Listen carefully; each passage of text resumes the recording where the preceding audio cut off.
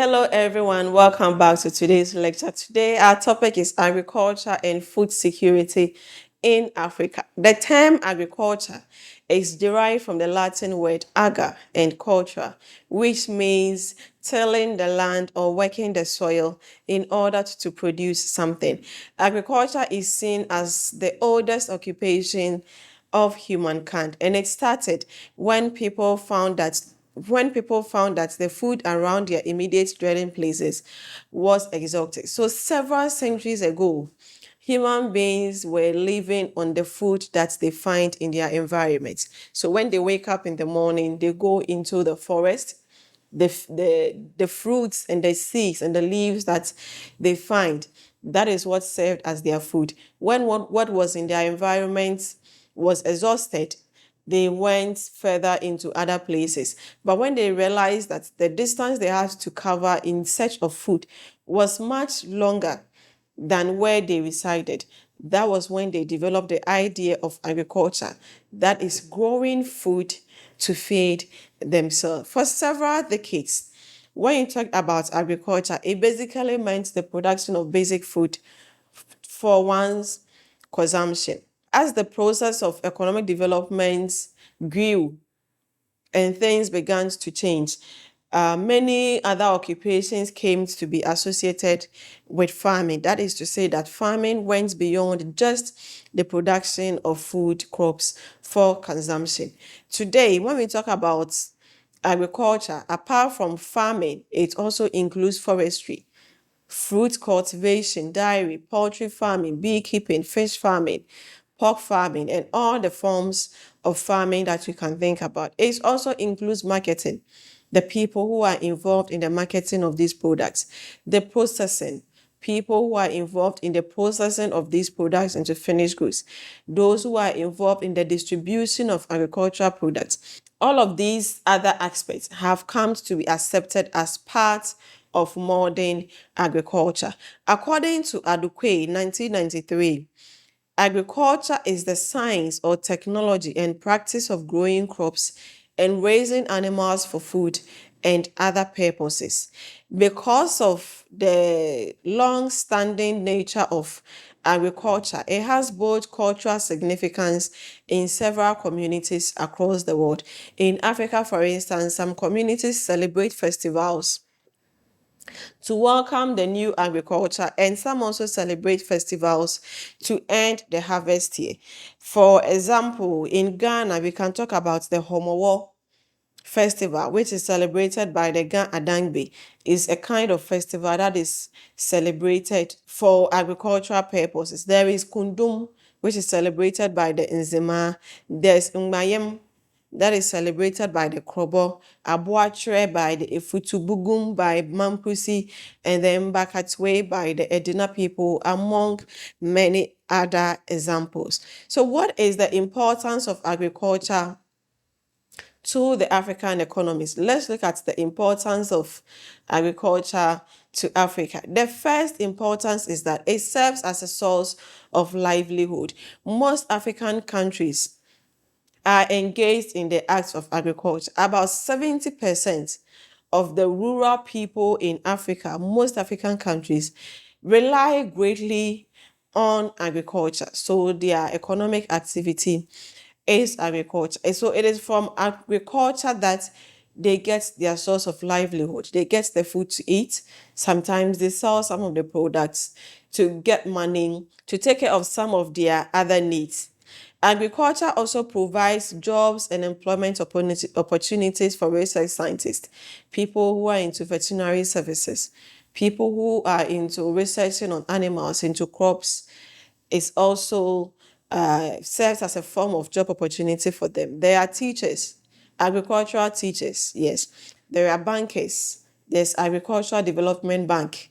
The purpose is to help facilitate the agricultural development in Ghana and some in Africa across the world. There are agricultural administrators, and then there are agricultural resource managers, as well as other modern forms of occupations that are related to agriculture. Agriculture has also led to the establishment of many industries, which also serves as a form of employment for people. There are people who work who work in these industries.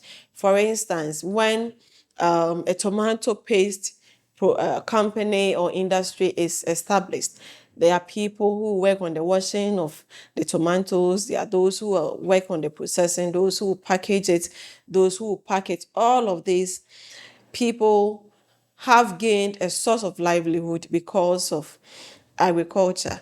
There is also the aspect of agriculture where people produce products that are used in the agricultural setting. For instance, there is the production of sacks. So in a cocoa farming, there is a company whose major aim is to produce sacks that will be used to pack the cocoa. So that company is providing employment for people because of the production of sacks that are used in cocoa farming. In Mozambique and Zimbabwe, for instance, about 90 and 97% of their rural population are engaged in agriculture. In advanced countries or developed countries, the ratio of the population that are engaged in agriculture is very small. In UK, for instance, you have about only 5% of the people engaged in agriculture. In the USA, 4%, Australia, 16%. But when you come to Africa, you have about 90%, 70%, 97% of the population engaged in agriculture. But the irony is that although a greater number of people in Africa are engaged in agriculture, we are not able to produce more of whatever is being cultivated. The second importance of agriculture is that it contributes to gross domestic product. So agriculture contributes significantly to the gross domestic product of most African countries. In South Africa, agriculture makes up about 3% of the country's GDP, whilst the formal employment only makes about 7%. In Malawi, agriculture contributes about 33.6% to the country's economic growth. The third importance is the sort of income. All the various forms of occupations we have earlier listed about make money from the work that they are engaged in, and that serves as a source of revenue for them. When people sell their farm products, they make money. People who are working in the industries, they get paid for their work. Those who are into the distribution, they also get paid for the work that they are doing. So agriculture provides a source of income for people. It also leads to poverty reduction. Yes, that's number 4, and especially in the rural areas. Sometimes governments put up policies to increase the agricultural yields in rural communities. The more people who are engaged in farming activities and they are making money out of it to take care of themselves, the greater chances that they are going to get out of the poverty that they find themselves in. Okay, so let's look at food security in Africa. Let's move to the next topic, which is food security in Africa. When we talk about food security, it's a complex phenomenon.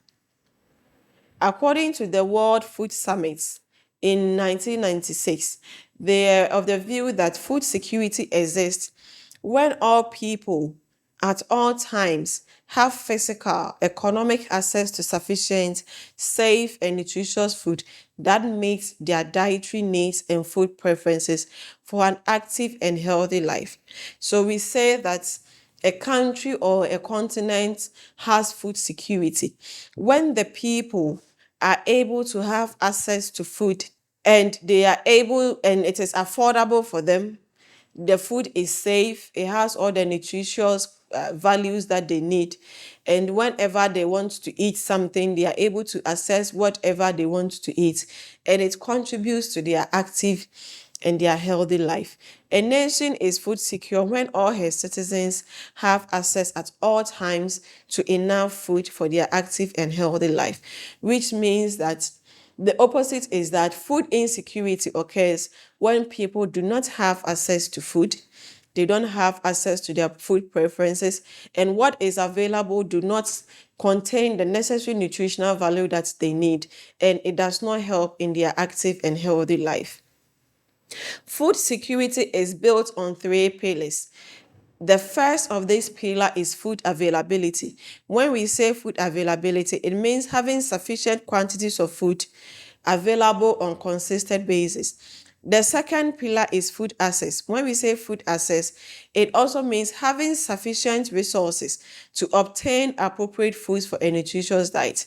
So you have enough money to buy whatever you need to buy whatever you want to buy, to provide for yourself and your family a balanced diet. That is food access. Then there's food use. Food use is the third pillar, is having appropriate use based on knowledge of basic nutrition and care, as well as adequate water and sanitation. Okay, so the World Food Programme's Global Update, which provides food security information in terms of trends in food access and utilization, in December 2010, came up with three indicators, and they reported that food security can be measured in terms of food consumption, coping strategies, and terms of trade. These indicators, according to them, reflect food security status and will help countries to be able to identify the potential of the increase in food insecurity. These categories have been classified under these three terms. There is improved, no change, and deteriorated. And this can be seen in the presentation here. So if you look at countries like Burundi, Ethiopia, Lesotho, yes, there's an improvement in the level of their food security. When you look at countries like Chad, Ghana, DR Congo, there is no change. Then Benin, Djibouti, and Somalia, the situation has deteriorated. Achieving food security has been the aim of many countries over the years, but this has also posed a lot of challenges. Even developed countries face challenges, and it is even more difficult for developing countries. In developed nations, the problem seems to be resolved a little bit because the countries have made conscious efforts and interventions by providing food relief, food stamps, or subsidizing food production in order to ensure food security in their countries. However, when you come to developing countries, these interventions have not achieved enough success. This may be because some of these interventions have not been long enough. Some of these interventions have also had shorter duration, and they have not been able to achieve the desired results.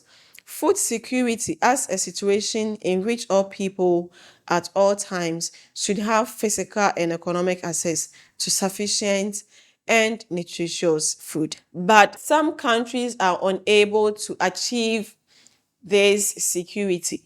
They are unable to ensure that there is constant provision of food for their people at all times. And this may be due to some reasons. Some of these reasons include unstable social and political environments that preclude sustainable economic growth. When the social and political environment is not stable, people are unable to even engage in the farming activities to produce food to feed the country. War and civil strife is another reason. The macroeconomic imbalances in trade, natural resource restraints, poor human resource base, gender inequality, inadequate education, poor health, natural disasters such as floods and locust infestation, and the absence of good governance.